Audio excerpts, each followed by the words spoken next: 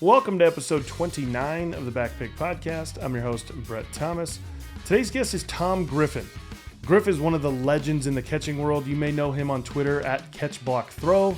He's also the head coach at Carson Newman University, just finished his 20th season there.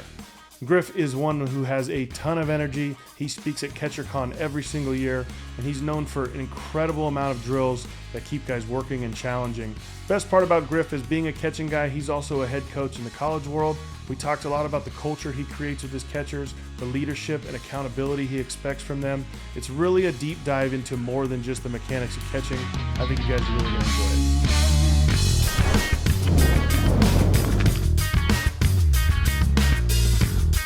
The Backpck Podcast and the Catching Academy are happy to be partnered with All Star Sports, who we think does the best job of taking care of catchers. You can go to their website and use our code CatchingAcademy10 and get 10% off anything site-wide. So I told you I did a little double espresso this morning just to keep up with you. Your energy is incredible. I was telling you, I think it was 2012 in the ABCA convention was the first time I saw you, and you did like 50 drills in 50 minutes, and you were flying around the stage doing a bunch of stuff. Are you really like that all the time? I mean, it's nonstop, man. Man, I tell you, I grew up in a Italian-Irish family. So if you can imagine, we're very loud, we're very passionate. It was my upbringing, my family, my cousins, so I grew up in it. I love it, man. We love watching you and learn so much from you every time. I'm really pumped to have you on, just because of you in general and your knowledge and energy. And B is like, we don't get a lot of college guys on here, and I think maybe it's my fault. Need to delve into it a little more. But I'm interested because we're seeing the one knee down a lot in professional baseball. And the more I watch some of the games on the College World Series, things like that, not seeing it quite as much. Talk to me a little bit about what you're seeing at the college level and what's working for your guys just in terms of stances. Yeah, I think you're right. I saw some guys, especially with runners on, more in the secondary stance than I think we would see in professional baseball. That we don't see more one knee, and especially the teams we saw in the SEC, the Power Fives. We're seeing more one knee. I think both runner on and nobody on more than we ever have. So I think it's been popular. Cal Stark, who caught for UT, had a really wide base in the secondary stance. So, probably not as much as we see in pro ball, minor league ball, but definitely it's we use it, Brett. We allow our guys to do whatever's comfortable. We allow guys to experiment. We want guys, when we're catching, to use all different stances. They use right knee, left knee, primary, secondary. We do them all when we're catching bullpens, and when we're doing drills, we're doing all the stances. Even if they've never done a left knee down, we're going to receive, block, and throw from it, because I think it helps to create better movers when they're in positions they aren't normally in. And so we mix them all up, and then we allow the player to kind of come to an agreement with himself of this is what works best with certain pitchers, certain pitches, situation of the games, how their body feels. All of that I think they have to take under consideration. You've always talked about catchers being good movers. That's been a big thing of yours for a long time. Talk a little bit about that and all the stuff you implement from a warm-up standpoint and a drill standpoint to keep them moving properly. Yeah, I think you had Dr. Ishmael Gallo on. I know you had him on. Really love his stuff. And obviously the things we're doing are just plagiarism from other coaches on podcasts and Twitter, and what we see, what we learn from football, basketball, and soccer, taking drills from them and learn how to become better movers, both up and down. I know we do a lot of things from the ground, but I also want to do a lot of things standing up just to become a complete athletic mover. We try to do a lot of different stretches, movement patterns in our stretches, in the drills, a variety of different drills. Get guys to be uncomfortable in their movement patterns It's interesting. We're at camp and kids, 14, 15, and I'm sure you see it with lessons. Oh, I don't do it that way. I've never done that before. And it's like, well, good. We're going to try that then so we can challenge the brain a little bit, which can help us, again, maybe become better in our original stance because we've went outside the box in our movement and in our drills. Like you talk about, go from simple drills to more complex drills. A variety of drills, I think, is important. Using machine throws, various balls, tennis ball, wiffle balls, disc, whatever. The more we can incorporate in our training the different types of things, I think the better player and athlete we create. Yeah, and I love the variation you do with your drills. When I'm seeing guys, they receive one, block one, play at the plate, things like that. Talk a little bit about that. I mean, is that obviously, I know we're trying to create some kind of chaos in a sense that they got to deal with, but did that come from just trying to manage time and getting as much in as you can? Yeah, I think, we all do receiving, blocking, throwing is obviously the biggest part, receiving being number one, but, incorporating the blocking and throwing in our everyday drills. And then we want to do a combination of all of them. I think that's the way we go from simple to complex is, all right, now there's a mix of things and your body and mind has to switch from one fundamental to the next. I think is good in our decision making and helping our eyes out. I think watching how football does their drills and how they practice, we wanted to go from one drill to the next. I like the way football incorporates that. So we wanted to do it as a combination of a decision making of a catch, a block into a throw. Maybe put them all together, maybe call it out where we're in a push-up position. We say up as the ball's coming in, he's going, or we're just catching it, or they're reading the trajectory for the block. Like catching bullpens. I watch our guys catch pens and working off the machine, and we're getting reps. Well, let's at least roll out a bunt at the last one and let him go field and throw it to the back of the net, or let him do a wild pitch if we're done with the 5-7 reps. Let's add another variable to his movement while we're in that drill. And I think that's how we create these guys. I think it feels fresh. They don't get stale, machine. All right, next guy, machine. Mm-hmm. Hey, he's going. And not only he's going, I'm going to yell 1, 2, or 3. 1. All right, now I got to pop my feet. I think the more creative and changing it up we can do, for us, it has helped to create better catchers. And we carry a lot of players on our team, being enrollment driven, and we've had 8 to 10 catchers, a variety of different talent levels, some very good players and some that need development. I really believe the variety of drills, mixing it up, allowing them to be in different stances, we have seen such a huge increase in the level of their play. And it's not because of me. It's not me. It's just what we take from everyone else, the plagiarism, what we take, and we throw it in there.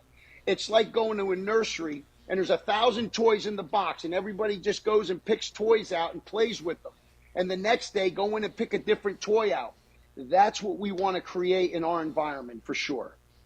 Oh, I love that. And again, I mean, the game is chaotic. You got to deal with all these variables if you're practicing that. I mean, it's incredible. And I love watching you do those drills when you're doing that on the stage at CatcherCon or just on your Twitter account. I mean, incredible seeing all those guys. So in terms of the college game, I've always wanted to ask this because there's a lot more that goes on in the run game and college game. So there's a lot more delayed steals. There's a lot more fake steals. There's a lot more of this action. How does that affect the knee down stance when guys are sometimes in those spots of maybe they pop or they're in a kickstand and they come back in or things like that? How is that affected? I'm not a big transition guy. Mm-hmm. I get the pitch. He's not going. I think Mr. Brantley spoke about it, Rob. Hey, and a lot of guys, hey, he's not going. Let's get a wider base, more horizontal, right? I love that. I think it's tremendous. We haven't found many guys to be that good at it because, like you say, in the college game, there's more running, there's more delay, there's more fake steals. And yes, I think through practice we could become better in transitioning. We just kind of just stick more with the one knee, if we're a one knee guy, not a secondary, and we'll stay in that stance where we're a little, where we feel more grounded. And then if they are fake stealing, we've got a little better feel for that, or delays, we can work from the ground up. So we don't do much transition. We don't do much transition. And I think because we do have more of that. But again, you know this, Brett, I tell the guys at camp, and I'm sure you tell them with lessons, it don't matter what you do behind the plate. It don't matter. If the pitcher doesn't vary his times, if the pitcher is a 1-8 to the plate, whatever, it don't matter what you do. You got no shot. So we spend all this time in throwing, and we develop these elite throwers. They go back to their high school or college, and you got some kid at a 1-6, and he comes set, pitch, and they're vaulting on him left and right. Who cares? Oh, absolutely. And you got pitching. Hey, and you got pitching coaches who were like, listen, man, hey, I don't care, like pro ball, I don't care. It's going to affect his velocity or affects his breaking ball, whatever. It gives the catcher, it does him no good, right? No, it's a team effort. You know, we talk about it all the time. There's three pieces to the throw and the timing. The pitcher's got to get it to us. We got to get it to the infielder, and the infielder's got to get a tag down too, which we talk a lot about. And throwing into the tag zone is, one of your former players, Ethan Goforth, did a great talk on that at CatcherCon about the location of the throw and the ease of the tag with that. So as you're diving into some of the youth stuff, talk about youth catching and what you're seeing at camps and when you're out recruiting in the high school stuff. What are you seeing that's good or maybe needs some adjustment? Well, going back to what you said, that tag zone, how good was the presentations when Billy Boyer and them were all talking about the tag zone? I thought that was brilliant. We're always throwing it over the bag, get it over the bag. And it was like, man, the guys whose balls were running into the runner, we were like, oh, you got to get on top of it more, right? and we were killing those guys, and they probably would have got more caught stealings if we didn't try to get them to be like fit in the box. That like straight line, I know you talk about some guys get to do, and they don't think outside the box. And I also think this, Brett, the guys who do lessons like you become more creative because you've got these kids for an hour or whatever, and you've got to be creative with them. You get to communicate them really more, to ask questions that a lot of guys in team settings don't get to do, which I think is a huge advantage. Why I think guys ought to do lessons and do camps, because they help them become better teachers with our own team. What I'm seeing, there's a couple things. I think one, we're in this hinge and we don't leave it. We're stuck like this, almost like there's a cast on them, and all their movements are predicated to this. And I'll see, like in a showcase, if I'm throwing to them, I don't throw it here. I'm going to throw it over here. And you'll see them box it out 3 in a row. Sitting there like, dude, I'm going to throw it there again. Please just turn it over for me, right? Just show me you can turn it over, or at least you can change. And I see too many of the hinges happening. Too many kids, their timing, they all go down and their timing is off, which you've talked about in previous podcasts. They got high ball pitchers and they're going to the ground and they're spread out and they're killing the idea of the up in the zone. So they don't understand why they're doing the stance or what they're doing with their load. That would be number one. I think number two, instincts. Making the correct call when balls are coming in. It seems like it gets too fast for these guys and their calls are late, way too early, or none at all. The timing is off in receiving and the timing is off when they're making calls. The communication, just in general, with their teammates and their pitchers, you don't see a lot of that. I think that has changed quite a bit. And we sit here and have tournaments at our field, and you get to that game, that's the fourth game on Saturday, and they play 2 on Sunday. They're shot. They're shot. Physically and mentally, they're done. And I cannot believe that is good for their development, because now they've just taken a step backwards, and all the little things coaches are looking for, they can't physically do anymore. Definitely guys are not able to just play the game the right way a lot. I see it's like just, I love, hey, you're getting good receiving, you're blocking, you're throwing, but it's like, but what do you look like on the field, man? Like, what's your body language? Are you in the right places? Are you communicating? And a lot of times when I go watch my guys, I take some notes on kind of the physical stuff they're doing, but most of the time it's like, hey man, like, I've had catchers like catch a ball and turn and go like this to the umpire. And I'm like, what are you doing? Like things like that where I'm like, nobody said that to you. Like, all right, good. I kind of felt like it was something I didn't really need to address. Now I'm going to write it down and make sure we talk to guys about, the little things like that. But it just doesn't seem like the game is being taught quite as much as I feel like it should be at those levels.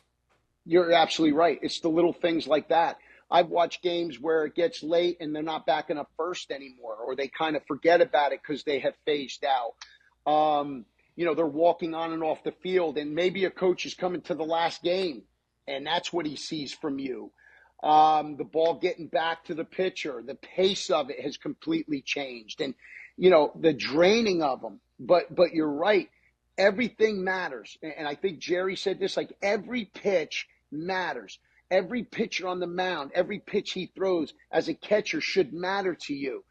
I don't care if it's the last guy for that tournament or that high school game and you're down 10 runs. It's important for that kid on the mound that he still has a guy back there who believes in him and wants him to succeed.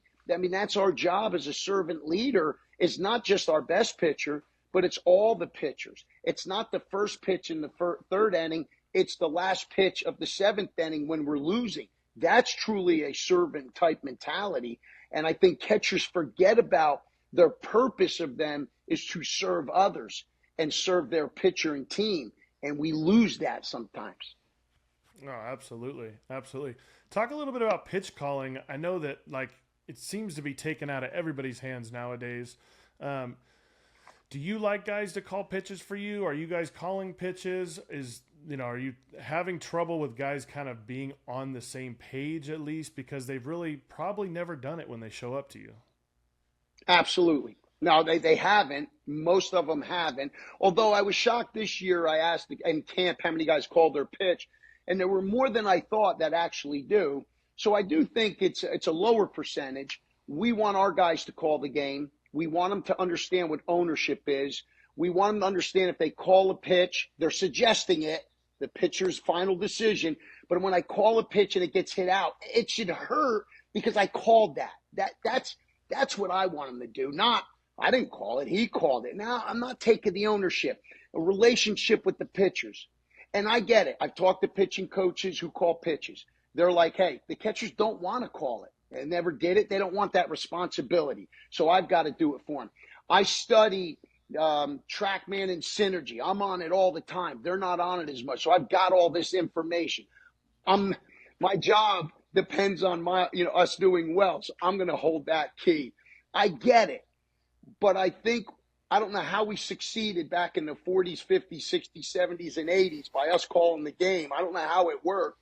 And by the way, if I had a pitching staff and I'm the pitching coach and I'm calling pitches and my team ERA is an 8, I might want to give it to the catcher. And then that way, if the AD's like, hey, we got to make a pitching change. Well, no, the catcher called it. I'm going to call it next year. Like, I wouldn't be the guy saying I'm calling pitches and my ERA is like a 7 or 8. So our catchers, I think, really become more invested in our pitchers. As you've talked about on other podcasts, the relationship is so important. How can you strengthen a relationship even more? Is because I'm helping call the pitch with you. There's not that guy over there doing it. And I think that it's helped our players grow as catchers. It's helped them grow as leaders. It's helped them to accept responsibility even more when they call pitches. Jerry says 68% of balls put in player outs. 8% of first pitch strikes are hits. The percentages are in our favor. Hitting is really hard. Mm-hmm. And for every pitch thrown, we can make an argument for why we called that. We can make an argument on why we call the curveball first pitch strike on a leadoff hitter. We can maybe make an argument for it. But if pitching coaches and we collaborated and learn how to meet correctly, then I think we can allow catchers to call the game.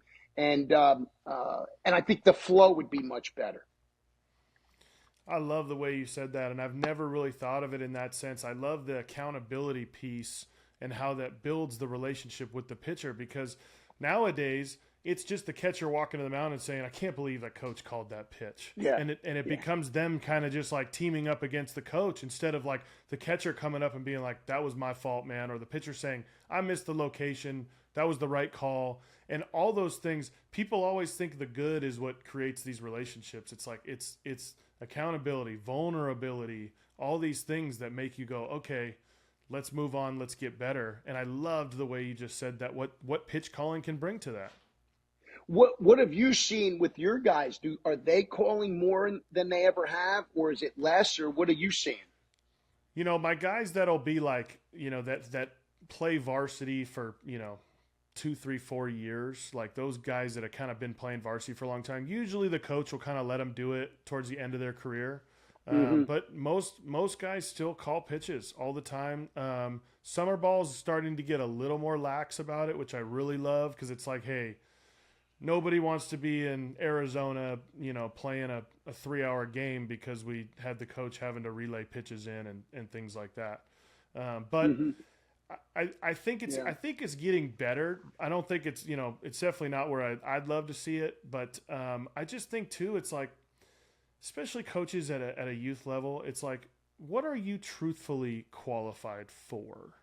Right. So to act like you are actually qualified to call the game, and like, I know you're not watching the game before and doing a scouting report. You know, it's like if you were there and you were watching them and you go, oh, this guy didn't like this, you know, and you were doing this stuff like you're talking about, some of these college coaches always on TrackMan and Synergy and all that, is like, you're not really qualified. As I tell Little League coaches, I'm like, hey, stop telling your kids what to do because you're not qualified to do it. Just tell them, do this, hit over there, throw it to that target. Like, let their bodies kind of figure it out, because you're just not qualified. And so that's the part that bothers me about the pitch calling thing, is like, you know, you're not actually taking all this data that you've gathered to be able to call. You're just, and again, maybe you see swings and things like that, but like, that's something that's very easy to teach the kids too. Like, hey, here's what we're seeing. We got guy hooks around the ball. You know, this guy's really on the plate, really off the plate, whatever it is. And I mean, I appreciate coaches. I don't want to like knock youth coaches, especially volunteers at like Little League levels and stuff, but it's like, but just put in the extra time to prep them to do it on their own, instead of just taking it completely out of their hands. No, I agree with you on that, because it used to be done that way. I mean, I grew up in the 70s and 80s, high school and college. No one called pitches. We called it in Little League. I mean, it's crazy how now all of a sudden that transferred. And I also think, you know, we talked about the ownership with the pitcher and catcher. And then if you want to strengthen the relationship of player coach, that's what you're saying, is now you can have these conversations that you probably didn't normally have, talking about a game plan or how you're going to go about this next inning. You know, I want to see some more off-speed pitches early, or let's use the fast, whatever. That conversation then helps that relationship a little bit more. I've always said this. I always think like pitching coach, if a catcher calls change up first pitch and it gets hit out of the park, the pitching coach is like, what are you doing? Are you kidding me? But if the pitching coach called it and it got hit out, he'd be like, you got to hit your spot. It's got to be down. It's got to be down. Like, you can't, you know, I always feel like that's what they would say when they get on the catchers for a bad call. It's not their bad call. The guy missed his spot, you know, so. That was great. Yeah, I know our catchers appreciate it. And, you know, I had a couple guys working our camp here. And one young man actually is going to Michigan State, and he said his college coach allowed him to call pitches. And he says he hadn't done that before he got there. And he said, it made me a better catcher. Like, I feel a better catcher because of that ownership. And I thought that was a great testament for why you may allow your catcher to call it. What a freaking fun game it is too. I guess like, you know, maybe today's kid like doesn't like to be super delved into that, but calling pitches to me might have been my absolute favorite part of being a catcher. Right. Like, seeing the guy, seeing his swing, seeing how he works, Yeah. then seeing like some of kind of his emotions and be able to go, oh man, you're so fucked right now. Like I cannot wait to, I mean, like that stuff, Yeah. like I don't know how guys aren't like a little more like eager for that. But again, I guess if you don't know, you don't know, right? If their whole life somebody's been calling the pitches, like you don't know, right? But that cat and mouse game is, when you had those pitchers that could actually hit spots and locate places, you were like, oh man, like nobody has a chance today if this guy hits his spots because I'm just going to be messing with every one of these dudes. Absolutely. No, it's like playing chess. I mean, that was the extra part of the game. And there were times, you're calling a pitch and you got that one guy up and he just misses a curveball. And you're like, oh, I'm not throwing that one again. There's no shot you're getting that pitch. Ooh, we got by. Mm-hmm. You start talking to yourself out loud just to see if you can get in this guy's head a little bit.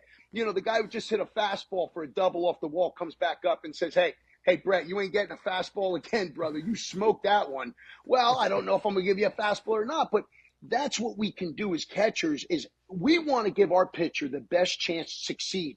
If I can find a way to make this batter think and not be relaxed and comfortable, whether it's what I'm saying, what I'm doing, what that pitcher is doing, man, we want to try to gain an advantage. And that's what we're looking for to help that. It's 2 versus 1. And we've got to make sure, I don't want 3 versus 1. I don't need that guy over there. 2 versus 1, I should win this fight. So what do you do to prepare your catchers on calling pitches? Because again, I feel like you probably get a majority of them that have never done it. Yeah, for us, we go, pitcher strength. Let's figure out our pitcher strength, number one. And one of the things we do for that is our pitchers have to catch the bullpens. We love the bullpens. I think a couple guys you've had on there said bullpens are the greatest thing you can do, which they are. And learn your pitcher. Learn his stuff. So you know what his strength is, and you know what he likes and what he don't like. So you got to get to know him on and off the field. We have a chart here that one of our players kind of worked on and did. We had a chart. And by the way, if anyone emails me, I can send you all this stuff. But this is basically just like what's the plus of his pitches, what's the minus, what's his command on those pitches. We want 3 questions answered. What's his best pitch ahead in the count? What's his best pitch behind in the count? And what's his put-away pitch? Not only the pitch, but the location. Want to answer those 3 questions. What's his mentality like? His strengths and weaknesses. What are some mechanical cues that we want to go out to the mound and say, hey, you're dipping your back shoulder, or you got to bend at the waist. Those little league cues we gave guys. Hey, I'm going to give him targets to throw to. Not the finished product, but let's start the pitch here. So what cues am I going to give him? Now I've got the pitcher's strength to help me call the game. Then we want to know what the hitter's weakness is. Watching a swing, watching BP, looking at stats. We got a guy with 50 strikeouts and no walks. Chances are this guy's going to be a free swinger. The stats we can read between the lines on the stats. After a swing or after an at-bat, we can get a game plan. On his takes, we can get a game plan. What's the umpire giving us? How much is he giving us off the plate? Can my pitcher strength match the umpire's extra 3-4 inches? Who's on deck? Do we pitch around this guy? The situation of the game. And so we talk about those situations and then keeping track of every guy's stuff. And then we remind them 68% of balls put in play are outs. 8% of first pitch strikes or hits. 2 out of 3 pitches. We like to set up in the middle of the zone. Let the pitcher stuff work off the middle. And you've talked about that before. If we got a guy with a 63% or better strike percentage, we can then move a little bit more to the corners because he might show us he can throw a little bit more into a smaller hallway. But the guy who's less than 63 is a 50% thrower. I'm going to try to go to a corner and have him throw into that box. We're going to try to use the 17 inches as much as possible because Junior can't get the plate anyway. So we got to get to know our pitcher, and then we just work off every pitch we throw. Again, with pitching, with the pitch calling, Brett, you don't know that the hitter's coming up and he's a little fatigued that day, and it says he's gotten on top of the plate. We've gotten scouting reports, and people said the guy can't hit fastballs. Well, that's because your staff has 5 guys over 90. I got 2 guys over 80. Well, he can hit our fastballs. So you got to take everything with a grain of salt. I think it's about feel and it's about that pitch during that game. And yes, you use some information, but it's got to be about gut feeling, and it's got to be about audibles being called in the game. I love that. And again, that stuff, it sounds super complex. You said, oh, we're digging on it. But like when you have a feel for your pitcher and what they do, that's not something you're overthinking anymore. And when you have played teams a couple times, you're starting to see hitters again. And then you've got, the idea of like in that moment, you can start to add pieces. Umpires giving us this and that. So I think that might have sounded like super complex to listeners, but like that's a reality. That's a progress of, 6 months of preparation through the season to get you to that point.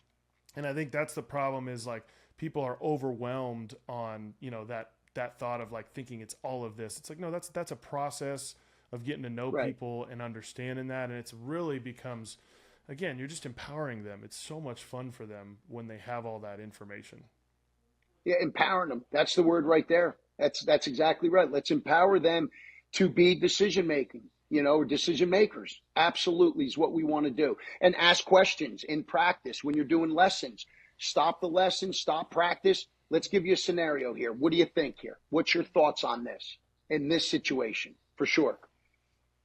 And just like when you said your kid calls a changeup, hits a home run, he gets on the catcher. It's like, just talk to him. Why'd you call that? What do you think? What were you thinking there? Why do you think that? And exactly. Let's just, again, every failure can be turned into a success later. So just Absolutely. not understanding that everything is live or die on every single pitch. I love how you talk about the servant leadership and the culture. Talk a little bit about what you're doing with your guys on creating that culture. I know it probably kind of comes through your coach or your catchers, but in general, talk a little bit about that. Well, I think, we've seen some great people, great catching guys talk about that, the servant leadership and, how to become better leaders using resources like books, using podcasts, using information and sending it to our guys. You hear a good clip of something, send it to your guys. I think we can teach guys how to become leaders, how to become good communicators. We do it every day. In the summer, we're sending things out to our guys just to remind them about, hey, this is an example of great leadership.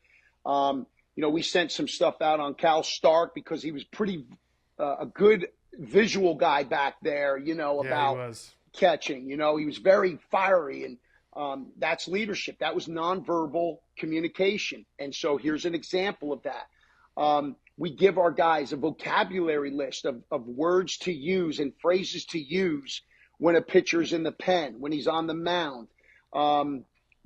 We want to have something they can say because most of them don't know what to say. So they got a vocabulary list, and we tell them to pick 2 or 3 of them to use in the bullpen. Good pitch, something nonverbal. Nice job. Here we go. So we got to teach them and give them basically a dictionary of phrases and things to say so they can learn to become better communicators. But I think you got to spoon feed it every day. Spoon feed it every day. Give them a little bit every day and various things. Read books. We get our guys to read certain books, podcast, Twitter, something you read and you just post it, just a little bit as you feed it. And then when the game and bullpens are happening, remind them, hey, that kid just threw a breaking ball. It was a snapdragon. And you caught it and threw it back, and that was it. That's really? Like you just took that pitch for granted? Man, he gets that. You're pointing it back to him. Nice pitch. That a baby. You got to be able to communicate that. And if he throws a breaking ball that hangs, no good. No good, man. That ain't going to work. You can almost do like you're play acting with them, or you're in rehearsal of a play, and stop the play real quick and just give them their lines. Hey, say this next time. And I think that's how you build them up to be leaders and communicators. I love it. And you're too humble to say this, so I'm going to throw this in there. But again, to me, leadership is apparent in what it looks like. And you bring it every single day, and that makes your players have to bring it every single day, and they learn that too. And I think that, those guys are an extension of you and your energy and you bringing it every day. When our catchers are that way, man, the team 100% feeds off of that.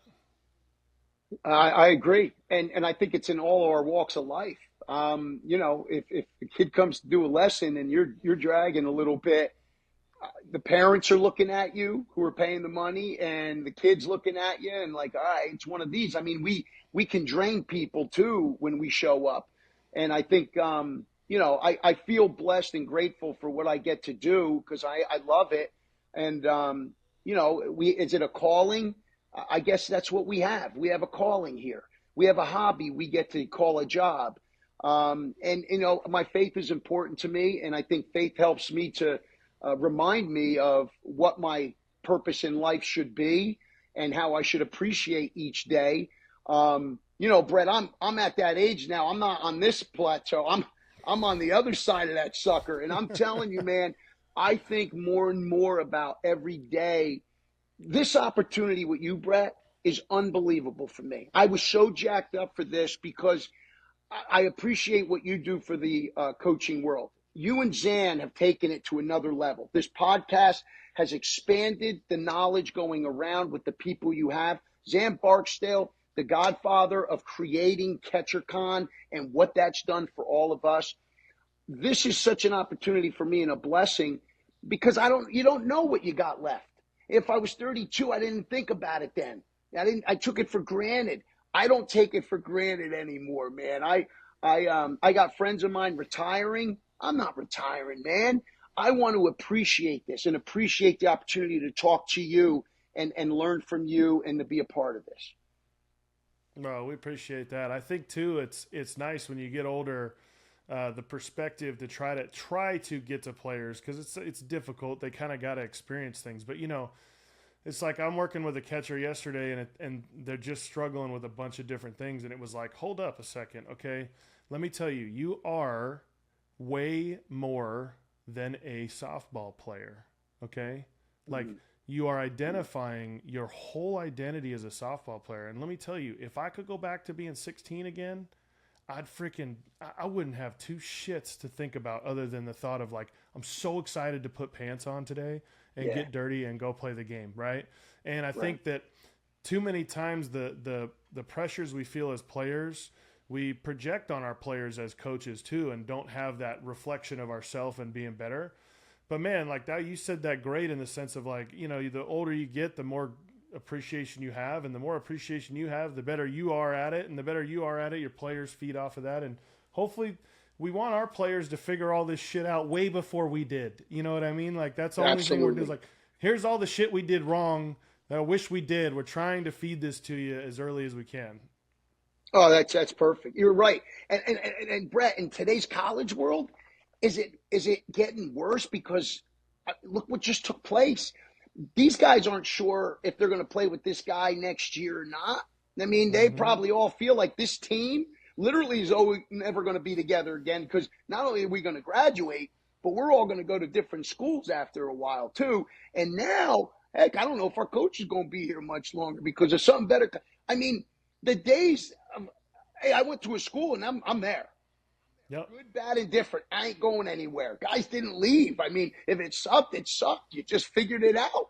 And you didn't. You called Dad. If I called Dad and said, "Hey, it's not going well," it'd be like, "Figure it out. What are you gonna do? Go talk to somebody. So figure it out. It's right? not." Yes, exactly. You got to figure it out and battle through it. And that's the thing is like nowadays it's like it starts young, right? Like my travel coach doesn't like me. I'm going to a different one. I'm going to a different one. Oh, my high school coach doesn't like me. I'm a transfer. I mean, it's just all over the place. But here's the reality. We've now created a college baseball system that is you have to be an elite player that's a freshman or a sophomore, or you got to be a junior or senior. Because if you're a fringy freshman, sophomore, they're just going to the portal, grabbing a junior. Yeah. So I'm now at the point I'm like, I'm just telling guys, like, find a school you like. And here's the thing. I am a huge proponent of Division II, Division III, of just being like, is this have your major? Is this a place you can see yourself living? You probably are going to have a better chance of competing and playing. You're probably going to have a better chance of competing and playing at a higher level. You might go to a conference champion D2 program as opposed to playing for, bumfuck state that wins 8 games a year, but they're Division I, and that makes you feel good about yourself. You know what I'm saying? Right. Right. So it's No, like, I agree. go somewhere and you're not dead there. You go D2 and you are an All-American. Guess what? You can jump in the portal and go somewhere else Yeah. too. But like, you definitely, being a walk-on at some, crappy D1 is definitely not going to help you get anywhere you're going. Yeah. And again, what you said, Brett, relationships. I mean, I know why people leave. I get it. But man, the relationships that get built, you talked about one time, you were saying, we know this. Your best friends were your college guys. That's because you were with them. If you go one school for 1 year, jump to another one, yeah, they get relationships. But how deep can a relationship be if it's 1 year? It's much better if it's 2. It's even better 3. 4, forget about it. 5, you guys are living together for the rest of your lives. That's what I think guys are missing in this. But I think, like you said, they've grown up. This is what they know. This is nothing new to them. For guys like us, we're like, how does this happen? But this is the world they live in. Yeah, just like I get parents all the time. Oh, he's not playing. I don't know what's going on. Like, well, ask the coach what he needs to do better, and let's get at it. Like, I mean, this is like, and I try to tell parents this all the time. I'm like, and we live in a really an upper middle class area, right? So there's people are successful here. They've created great careers, right? And I'm like, you're a lawyer, for example. It's like, did you, when you first got out of law school, did you say, this guy treats me like shit, I'm gonna go over here? Like, no, you made that guy's coffee every damn morning, and you dealt with it and you pushed through it, and you learned what you learned, right? So as parents, it's like, you're acting like your kid, like you never went through this, and you're going to shield them from it. It's like, that's what made you successful in the whole deal. Yeah. The soccer coach, women's soccer coach at North Carolina, Durant, he's phenomenal. The guy's unbelievable. Won how many titles, North Carolina soccer. He talked about one time we had helicopter parents, and they would hover over the kid. Wherever the kid was, that was the parent. He said it's now gone into bulldozer parents, which they bulldoze all the problems out of the way. So the kid never has to deal with them. And then when adversity hits, we're scrambled eggs a little bit. And you still want your kid to fall down, and you'd watch him and he'd get up, and if anybody wasn't looking, he wouldn't cry. And then you're like, all right, we got it there. We got to allow that to happen. Unfortunately, I feel like there are some coaches, when they're coaching, it's almost like you can't jump or critique or say anything to a kid and get on them, because you're like, oh man, I'll probably have to call him tonight and apologize, because I don't want him to be like, I'm getting ripped up by coach, man. This place is ridiculous, man. They're on me all the time, and I'll go somewhere else, because somewhere else will be like the Wizard of Oz. It'll be better over there. And I feel like some coaches, I don't know, but it's like, listen, kumbaya, keep them happy. Let them do what they want to do, and I get it. That works some places. There's no always and nevers in baseballs, as Jerry says. But if we're going to grow human beings and good, productive people, and people who stay in a marriage for the rest of their lives and not divorce, then this is what we've got to help to do this. Whether you're doing a lesson, coaching middle school, high school, college. No, absolutely. That's perfect. And again, it's just the idea of like understanding that you are teaching men, like you're teaching men how to live their life, right? And the more we skin in, but I've said this before on here, I'm sure, but like you said it right. It's like, you don't need to be in front of adversity. You just need to be on the other side of them when it happens. Like catch them when they fall. Love it. But it's going to happen. Yes. Like you just can't avoid all of this stuff. Like, and again, broken record, but like, you did it. You did it. Like you dealt with it. Was it hard for you? Yes. But like, you can't take that away from your kid in that regard. Brett, how many guys have we seen and you've seen who've had an injury that kept them out the year, and they stayed with it, and they really appreciated the game more, couldn't wait to play again, actually learned more because they got to watch from the outside. We get instincts, which are important for catchers, by playing the game, but we also get it by watching, and the appreciation they get with that injury. And you see they're just different about themselves because they overcame the injury. Though that's a big example, you're talking little ones, but we can see the results of this happening to players, for sure. Yeah, gratitude, right? I mean, they're so much more grateful for the opportunity to play. And I mean, and again, like, when we were younger, like I was at the field all day. You know what I mean? Mm-hmm. Like that's what we did as kids. It was like, didn't matter what time your game was. Like Saturday morning, you woke up, you went to the field and you were there Went and to you the were field.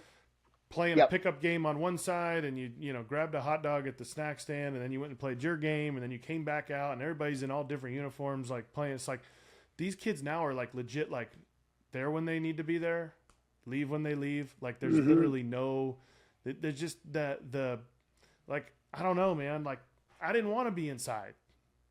Like it's crazy. It seems like these kids would rather be inside, and maybe we're generalizing, but it's just it's a different culture now, and it's tough. How are you seeing it at the Division II level, dealing with transfers and things like that? It's obviously there's not as much of the NIL stuff that can affect a lot of that, but are you still seeing throughout Division II a ton of movement? Not a ton. We don't have the guys that are losing guys are because they have really good players that are playing well and they're wanting to move up. I guess we don't have good enough players. They're not playing well because no one's leaving our program. So I guess that's a good reason that our players aren't playing well. But I think the good ones, when you have really good years, they're using that as an opportunity to move up.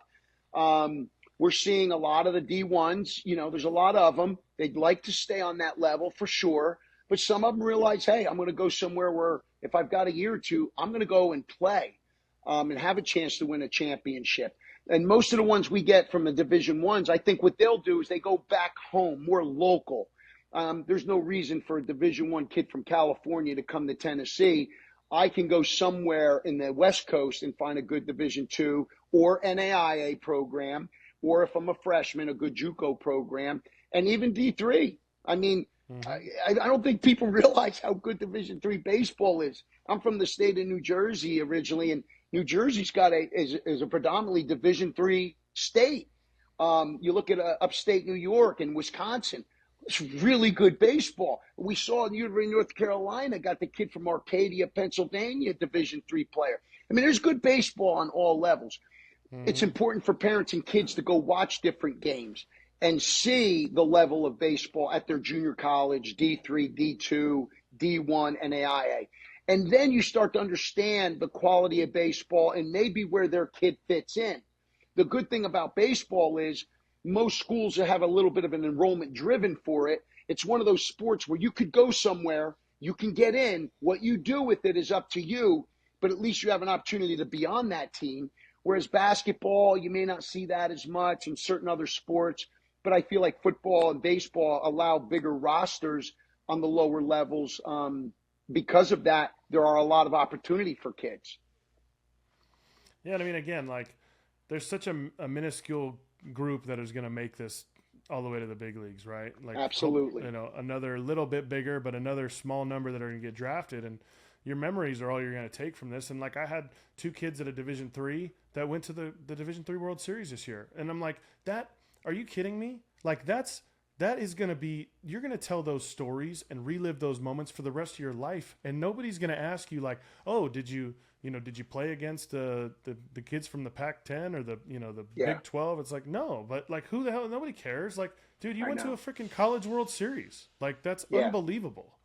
Absolutely. No, you're right. I know the draft is a different story now, 20 rounds. Back in the day there were, there was rounds where they were in the 50s and 60s and they had a secondary phase draft. It was crazy. Now we know we only have the 20 rounds. So the opportunities change for kids, especially on the lower levels. We've had some kids, fortunately, go play some independent baseball, Frontier League. So that's, again, it's pro ball for these guys. Not many guys get to do it. And I think that's why some kids are like, listen, it's going to be hard for me to do it on a D2, D3 level. If I'm really good and I get to that Division I level, it does increase their chances probably because of who they're facing, depending on the conference.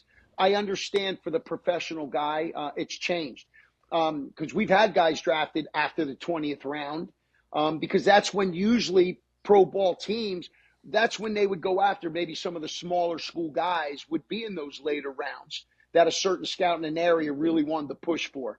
Those are far and few between nowadays with the 20 rounds. So It's definitely changed for guys, Brett. There's no question. I still think there are kids who are generational kids. They could play in any generation. They definitely have more distractions than we ever had. It's a hard time to be growing up in. There's no question about it. But they've got a lot of resources. And I think you've seen this, Brett. They're better now than they've ever been. I mean, these kids are physically and they're good. The thing, though, that's missing are the instincts and awareness. That is not good. Base running is awful. We get guys coming in. They've never touched third base unless they had a triple or a home run. They don't know how to read. They don't know how to do nothing. So we had to run the bases. We did a lot of, in the old days, catchers, we used to sit there and catch batting practice. So catchers back in high school and college, we caught batting practice, put it in the bucket. We were constantly doing that. We were the last guy to hit. We only got about 5 swings, 1 round. Then everybody was tired. We're done. So you didn't even get to swing much. I think for me, that's the stuff I want to see, like with catchers, to understand ways that we used to train. And this is how we developed. The coach would throw a ball up and hit it. And there'd be the JV guys would be running bases. Well, that gave us a chance for real life decision making. And now when we do it, the ball is hit, 4-4-4. They're yelling 4 right away. Hold on. Yell 4 right away. He hadn't even gotten to the ball yet. When is the timing of this call? So we'll use a whistle. Hit a ball. Don't call till I blow the whistle. Wait. And you could see him like, hold on. The ball's now starting to come in. Now you can make the call. We blow the whistle. Because they'll go 4-4-4. 3, 2. And it's like, holy smokes, this is driving me bananas. Like, we need to do more of just, you can't get it in a game. Sometimes you got to line some guys up at home, put some guys out on the bases, coach toss it up, hit it. Now let people make decisions. And I think we've got to do that more because we're missing that. And the JV guys that are running the bases, they're learning to run the bases. They're seeing what works Absolutely. and what doesn't. Oh, on that ball, I was able to get there. On that one, I can't go there. It's win-win on all levels there for sure. All right, Griff, you're the man because this was awesome, and I love that we talked about so much more. We tend to nerd on the mechanics on this thing a little too much, I feel like. So I love that we dove into so much more about this position and the leadership and stuff. But last segment, Baseball Bites, brought to us by Black Bear Diner. I need, on your baseball journey, wherever it was when you were playing, coaching, where you are now, on the road, I need one place to eat that sticks out for you. Are you kidding? Wow. Okay. Up in Newton, New Jersey. Okay. The Newton Diner. In Newton Jersey, Diner. diners are phenomenal. You go to a diner and it's a book and you're wondering, how can any of this food be fresh? There's too many options on it, but everything is phenomenal. They got seafood, Italian. You're wondering, wait, how can you have all these different foods? You don't have refrigerators that big, and can it be any good? And it truly is. So for me, I miss the Jersey diners for sure. Okay, so Newton's Diner? Yeah, Newton Diner. Yep, up in Newton, New Jersey. There you go. And I want to have this goal of putting this map together of all these places everybody tells me. I've heard guys talk about in the pros, the minor leagues, different places they go. Yeah. In Jersey, you go to any diner, and I think you get an experience of what New Jersey is. You know what I'm saying? I think every place you go, there's a cuisine that fits that area. Like in the South, it'd be biscuits and gravy or fried okra or something. And for me, Jersey, I think it's about diners, late night diners, and the food that you eat right there. Sounds delicious. I'm gonna go eat some biscuits and gravy right now. I think just because you just said that too. Well, thank you, Griff. I appreciate you being on, man, and thank you just for what you do for the catching community. You're the leadoff hitter at CatcherCon every year, bringing it. All you guys listening at Catch Block Throw, is that right, Griff? Yeah, at Catch Block Throw, Twitter, and T Griffin at cn.edu. I can send them, we've got charts. I've got a catching manual I give to our guys at camp that just have reminders, questions to ask on a recruiting trip. what to put on a video. If you're sending a video out on hitting and catching, here's what to put on it. I can send all that out to them, tgriffin@cn.edu. Grateful for this opportunity, Brett. Appreciate what you do for the catching community, because these podcasts are absolutely incredible, and the people you've had on them, I have certainly learned a ton from. And so thank you very much for what you do for the community. I just love having the front row seat for all of it. I get to learn too, so it's exciting for me too, and I appreciate you, brother. And we'll be in touch. Take care. If you enjoyed that, be sure to like and subscribe. We'll have a new episode for you every single Tuesday here on our YouTube channel and wherever you listen to podcasts.